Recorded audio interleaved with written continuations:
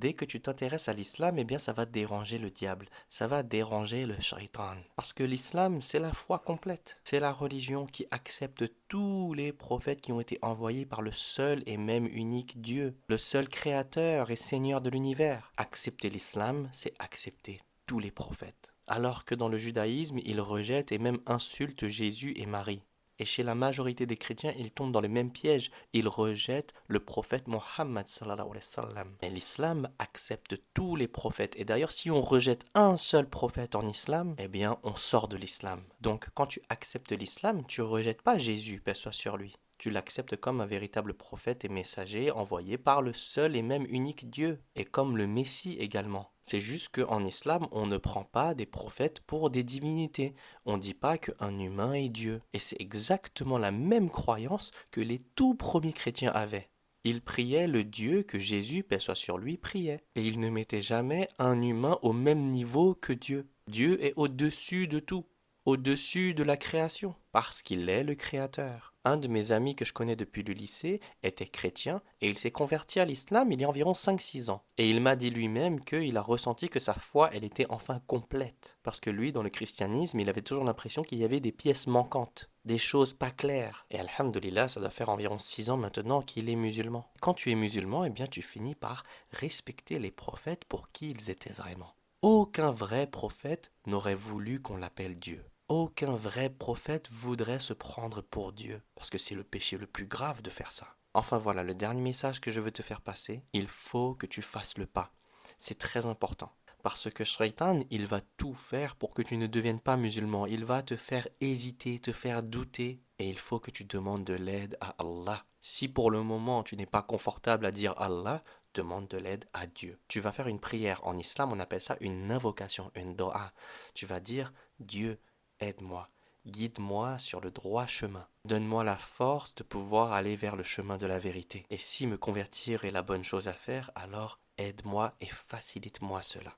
Et le conseil que je vais donner à tous les gens qui veulent se convertir mais qui hésitent, allez à la mosquée le vendredi. Il y a la prière du vendredi qui est environ à 13 heures en ce moment. Ça dépend de où est-ce qu'on habite, mais tu peux aller à la mosquée soit à midi ou soit à 14 heures. Donc soit avant la prière ou soit après la prière. Comme ça, les gens ils seront disponibles. Et ne t'en fais absolument pas, Allah va être avec toi, Inch'Allah. Tu vas à la mosquée un vendredi, soit à midi, soit à 14 heures, et tu vas parler à n'importe quel musulman ou musulmane si tu es une femme. Si tu es un homme, tu vas parler à un musulman. Si tu es une femme, tu vas parler à une musulmane. Et tu vas dire, est-ce que tu peux m'aider à me convertir? Directement. Sois honnête, sois sincère, et va droit au but. Et à partir de là, t'en fais pas, ils vont t'aider, Inch'Allah. Et ils vont t'accueillir et tu vas ressentir comme si tu faisais déjà partie de cette communauté, de cette famille. Et se convertir, c'est très simple, hein. Pas besoin d'un imam, il n'y a pas besoin d'une cérémonie. Il suffit simplement de prononcer son attestation de foi. Une fois que tu l'as prononcé,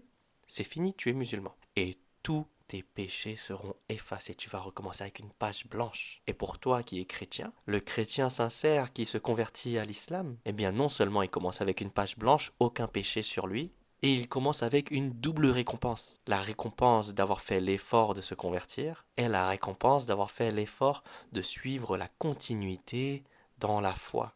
Parce que venir d'une famille chrétienne, c'est pas facile. Il y a sûrement la famille qui te met la pression, qui vont pas comprendre ton choix. Il y a beaucoup de pression. Et le shaitan, il joue beaucoup avec ça. Il va te mettre plein de doutes. Il va te faire hésiter. Mais il faut faire le pas. Il faut vraiment oser faire le pas. C'est ça qui va faire toute la différence. Sinon, tu vas traîner, retarder jusqu'à la tombe. Tous mes amis convertis m'ont dit la même chose. Et moi, j'ai ressenti la même chose également. On partage tous une expérience en commun. C'est que si on n'avait pas fait le pas, et si quelqu'un ne nous avait pas aidé à faire le pas, eh bien, on n'aurait jamais prononcé notre attestation de foi. On ne se serait jamais converti, alors qu'on a fait nos recherches et on sait que l'islam est la vérité. Mais tant qu'on n'ose pas et que personne nous donne un petit coup de pouce, eh bien, le shaitan va nous faire retarder la conversion. De mon côté, il a fallu que quelqu'un me dise « C'est bon, ce jour-là, on va aller à la mosquée ensemble, tu vas te convertir. » J'ai prévenu l'imam. Et c'est cette facilité, le fait que quelqu'un a préparé ça pour moi, qui fait que je suis allé. Donc vraiment, si tu connais des musulmans autour de toi, demande-leur de t'aider. Même si ta famille ne comprend pas ton choix, même si ton entourage ne comprend pas ton choix, ce n'est pas grave. Ce qui compte, c'est que tu as fait le choix malgré tout cela. Et elle est là, la foi. Tu crois en la vérité qui vient du Seigneur de l'univers et tu ne rejettes pas sa guidance. Même lorsque tout le monde est contre toi et contre ton choix et ne comprend pas ton choix, tu y vas quand même, parce que ce qui compte le plus, c'est ton lien entre toi et ton Créateur. Et pour les gens qui se disent « Oh mais je sais pas prier, je sais pas lire l'arabe, je sais pas faire ceci, je sais pas faire cela », ben c'est pas grave, tu es là pour apprendre. Tout ce que tu sais pas faire, eh bien tu seras récompensé pour les efforts que tu fais lorsque tu essaies d'apprendre. C'est plein de bonnes actions pour toi, plein de hasanat à gagner. Avant de devenir musulman, j'étais bouddhiste, je connaissais rien de l'islam, je parlais pas arabe et aujourd'hui je parle toujours pas arabe. Mais j'ai appris à mémoriser la prière en arabe.